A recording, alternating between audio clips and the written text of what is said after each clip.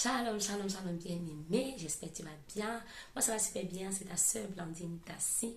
Et aujourd'hui, je veux parler de qu'est-ce que la nouvelle naissance. Mon message s'adresse particulièrement à des personnes qui tombent sur cette page. Ils voient célibataire chrétien. Ils se demandent. Il y a eu des commentaires comme je suis catholique. Il ne s'agit pas d'une religion. Donc là, je veux parler de ce que c'est que la nouvelle naissance. Il faut d'abord m'excuser pour ma voix, l'état de ma voix. La Bible dit dans le livre de 2 Corinthiens au chapitre 100, le verset 17. Si quelqu'un est en Christ, il est une nouvelle créature. Les choses anciennes sont passées, voici toutes choses sont devenues nouvelles. Donc la nouvelle créature, c'est un homme qui est nouvellement créé en Christ. Dans Genèse au chapitre 1, le verset 26, on va voir le Seigneur va dire, puis Dieu dit, faisons l'homme à notre image, selon notre ressemblance, et qu'il domine sur les poissons de la mer, sur les oiseaux du ciel, sur le bétail, sur toute la terre et sur tous les reptiles qui rampent sur la terre. On va voir que le Seigneur dit, créons-le à notre image et à notre ressemblance. Au verset 27, la Bible dit, Dieu créa l'homme à son image, il le créa à l'image de Dieu, il créa l'homme et la femme.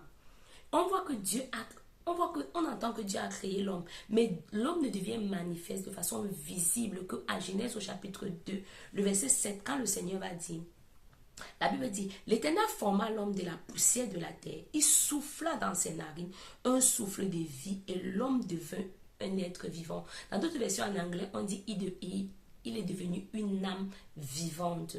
Donc on va voir que le corps de l'homme a été formé de la poussière, mais l'esprit de l'homme vient de Dieu. L'esprit de l'homme a été créé par Dieu, à son image et à son ressemblance. Il a dit créons l'homme. Après on dit il a formé l'homme. Il a formé l'enveloppe dans laquelle l'homme vit. L'homme est un esprit qui a une âme et qui vit dans un corps. La Bible le dit très clairement dans le livre de 1 Thessaloniciens. 1 Thessaloniciens chapitre 5 le verset 23 dit que le Dieu de paix nous sanctifie lui-même tout entier et que tous votre être, l'esprit, l'âme et le corps soient conservés irrépréhensibles lors de l'avènement de notre Seigneur Jésus-Christ. L'esprit, l'âme et le corps. Je l'ai tantôt dit, un homme est un esprit qui possède une âme et a un corps. Quelqu'un va dire, oui, je t'ai entendu dire que l'homme, ce que Dieu a créé, c'était l'esprit et le corps, c'est la poussière d'où vient l'âme.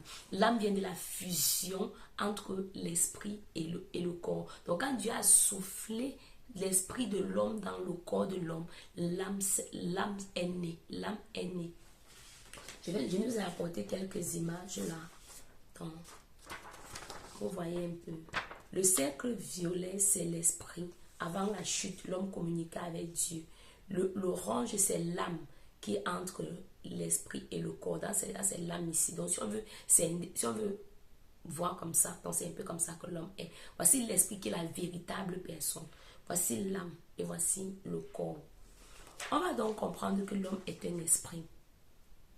L'âme, c'est le siège de tes émotions, de ton intellect, de ta volonté. C'est là où les informations sont enregistrées. On voit quand Dieu a donné l'ordre à l'homme de ne pas manger le fruit, il a dit le jour que tu vas manger, tu vas mourir. C'est dans Genèse au chapitre 2, le verset 16. La Bible dit dans Genèse au chapitre 2, le verset 16. L'Éternel Dieu donna cet ordre à l'âme. À l'homme, tu pourras manger de tous les arbres du jardin, verset 17. Mais tu ne mangeras pas l'arbre de la connaissance du bien et du mal. Car le jour où tu en mangeras, tu mourras.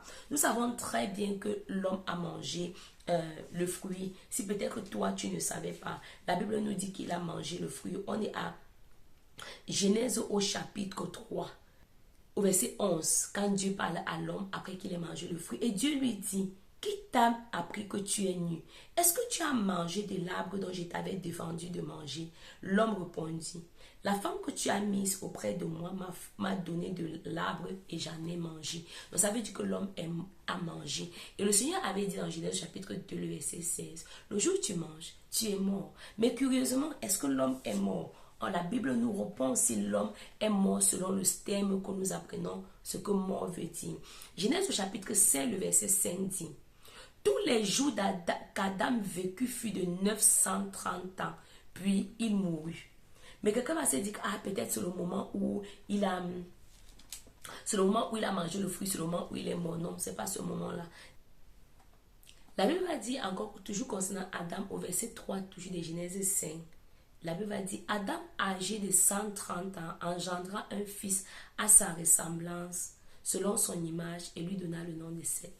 Ça veut dire que à 130 ans, il a accouché le fils qu'il a eu après que Caïn ait tué Abel. Il avait 130 ans. Et Genèse chapitre 100, le verset 100, comme j'ai tantôt lu, on dit qu'il est mort à 930 ans. Et il a eu des fils et des filles. Ça veut donc dire quoi? Adam, après avoir mangé le fruit, est-ce qu'il est mort? Ça, c'est la question. Selon Dieu, véritablement, il est mort. Tout homme qui naît dans Adam, il n'est plus à l'image et à la ressemblance de Dieu. N'oublions pas, Dieu a dit dans Genèse chapitre 1, verset 26, créons l'homme à notre image et à notre ressemblance. Et quand Adam pêche, Genèse chapitre 5, verset 3, Adam donne naissance à un fils à son image à lui et à sa propre ressemblance à lui. Adam, jadis, avant d'avoir mangé le fruit, son esprit, dans lequel vivait l'esprit de Dieu, il communiquait directement avec Dieu. Il avait une relation parfaite avec Dieu. C'est pour ça que Dieu pouvait venir dans le jardin et passer du temps avec Adam. Mais le jour où Adam a mangé le fruit, quand Dieu vient, il entend les pas de Dieu et il s'enfuit. Et Dieu lui dit, comment est-ce que tu sais que tu es nu? La relation était brisée. Et il était spirituellement mort. L'esprit d'Adam était spirituel. Il était mort. Il communiquait avec qui désormais? Avec Satan. Il n'avait plus de relation avec Dieu. C'est pourquoi de par les âges, Dieu avait déjà prévu que Jésus viendra pour mourir pour nous. Pourquoi est-ce qu'il fallait que Jésus vienne? Parce qu'il fallait une personne à la dimension, au niveau, au ranking de l'homme pour pouvoir mourir pour l'homme. Le sang des animaux ne pouvait pas effacer le péché, ça pouvait couvrir. Mais qui pouvait être au ranking de l'homme? Même pas les anges, parce que Dieu a créé l'homme. N'oublions pas, à son image, à lui, à sa ressemblance. Un homme va peut-être dire, mais pourquoi tu n'as pas seulement pardonné Adam? Tout devait être normal. Adam n'a pas demandé pardon. Et même s'il avait demandé pardon, le pardon n'efface pas le péché. C'est le sang qui efface le péché. Selon la justice de Dieu, l'âme qui pêche, c'est elle qui meurt. Ézéchiel 18, le verset 20. Vous pouvez lire ça. L'âme qui pêche, c'est elle qui meurt. Et la Bible dit dans Romains au chapitre 3, le verset 23, tous ont péché et sont privés de la gloire de Dieu. Car tous ont péché, sont privés de la gloire de Dieu. Et tous sont gratuitement justifiés par la grâce, par le moyen de la rédemption qui est en Jésus-Christ. Il fallait qu'une personne, comme j'ai tantôt dit, au ranking de l'homme, puisse venir mourir pour l'homme. La Bible dit dans le livre de Lévitique au chapitre 17, au verset 11, car l'âme de la chair est dans le sang.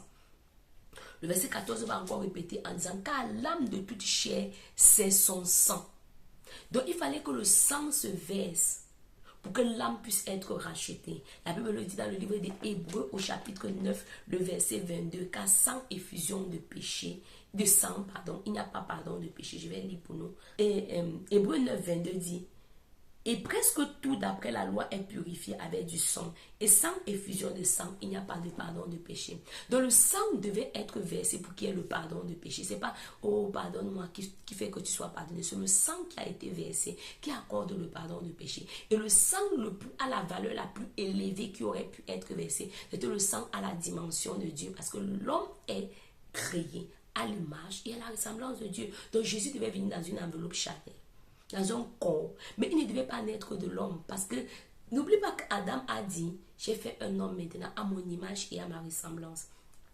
Une sœur qui est médecin, et plusieurs personnes l'ont déjà dit scientifiquement, qui est médecin, et scientifiquement c'est apparemment prouvé, sûrement prouvé, je ne vais pas dire apparemment, il dit sûrement prouvé, parce qu'elle est médecin et elle le disait, et j'ai suivi plusieurs personnes scientifiques qui l'ont dit, que ce qui produit la cellule sanguine, donc, je ne veux pas dire le groupe sanguin. Il ne faut pas confondre les souches qui produisent les lymphocytes, ces trucs-là. Ça vient de l'homme. C'est l'homme, le masculin, qui donne ça.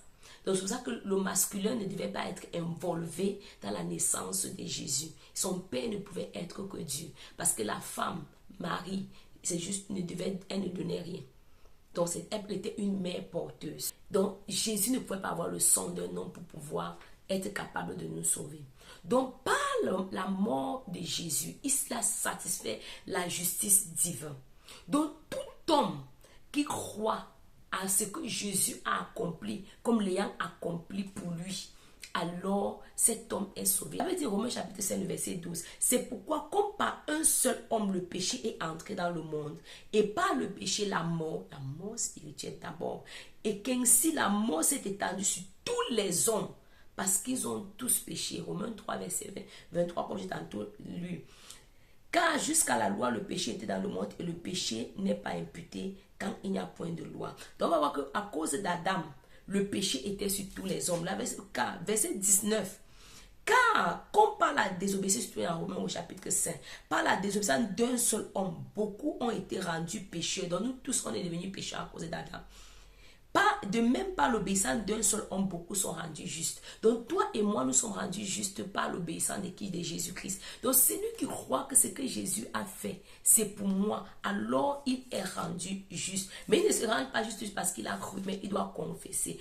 Dans 2 Corinthiens au chapitre 5, le verset 15, j'ai entendu le verset 17 au début, il est écrit et qu'il est mort pour tous, parlant de Christ, afin que ceux qui vivent ne vivent plus pour eux-mêmes, mais pour celui qui est mort et ressuscité pour eux. Donc, la nouvelle naissance, c'est croire que Jésus est mort pour toi et de le confesser. Jésus lui-même va dire à Nicodème dans Jean au chapitre 3, le verset 3, si tu ne nais de nouveau, tu ne peux entrer dans le royaume de Dieu. Donc, c'est là d'où vient toute la doctrine de la nouvelle naissance, toute la vérité de la nouvelle naissance, toute l'obligation de naître de nouveau. Si tu ne nais de nouveau, tu ne peux entrer dans le royaume de Dieu. Jean chapitre 1, le verset 12, à ceux qui l'ont reçu, parlant de Jésus, ceux qui croient en son nom, il a donné le pouvoir de devenir enfant de Dieu.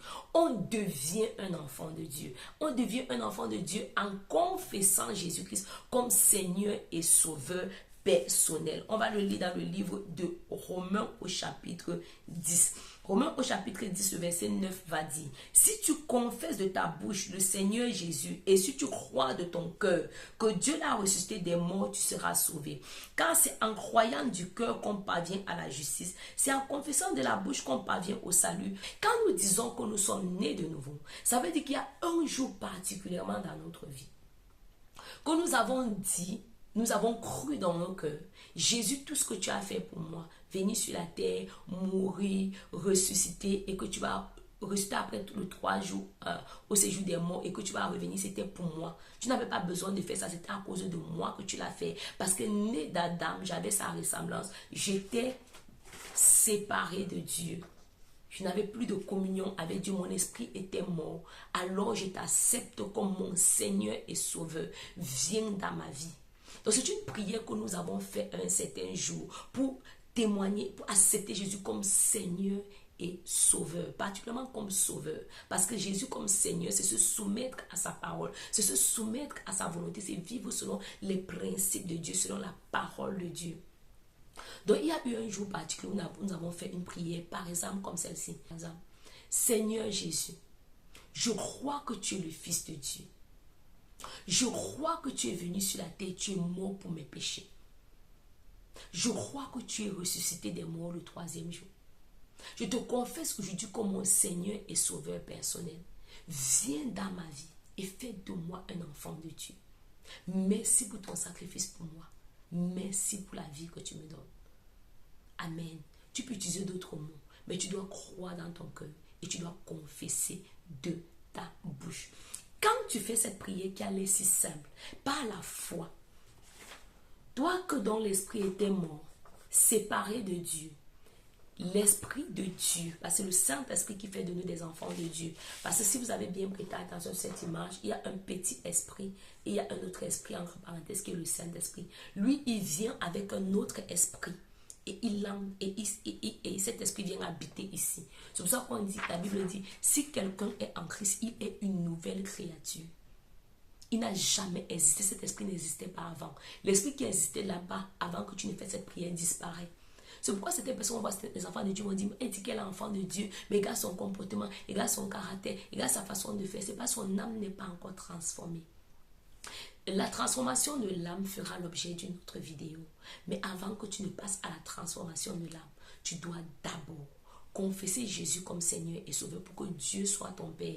Aussi longtemps que tu n'as pas confessé Jésus comme Seigneur et Sauveur, Dieu n'est pas ton Père. Tu vas me demander qui est mon Père. Tu connais la réponse. Il n'y a que Dieu et Satan. Tu connais la réponse. Colossiens 1, le verset 13 dit qu'il nous a transférés du royaume des ténèbres au royaume de la lumière du Fils de Dieu. C'est ce qui se passe quand on est de nouveau. Nous sommes transférés du royaume des ténèbres au royaume de la lumière du Fils de Dieu. Si tu n'as pas été transféré, c'est que tu es encore au royaume des ténèbres. Donc là, c'est pour t'encourager de faire cette prière par la foi. Et si tu crois déjà dans ton cœur, allez, confesse avec ta bouche. Après avoir fait cette prière, tu peux me contacter. Si tu connais des gens autour de toi qui disent qu'ils sont nés de nouveau et tu crois qu'ils sont nés de nouveau, tu peux t'approcher d'eux. Tu dois visiter une église locale. Tu dois grandir dans la foi. Tu dois connaître qui tu es. Ça veut dire quoi être né de nouveau maintenant que je suis né de nouveau? Qu'est-ce que je suis censé faire? Quelle est la vie que je suis censé mener? Alors, sois abondamment béni et ne manque pas la prochaine vidéo où je vais parler de maintenant que je suis né de nouveau, qu'est-ce que je dois faire? Que le Seigneur Jésus te bénisse abondamment. Si tu as fait cette prière ou tu l'as formulée d'une autre façon, n'oublie pas de me contacter. Que le Seigneur Jésus te bénisse. Shalom.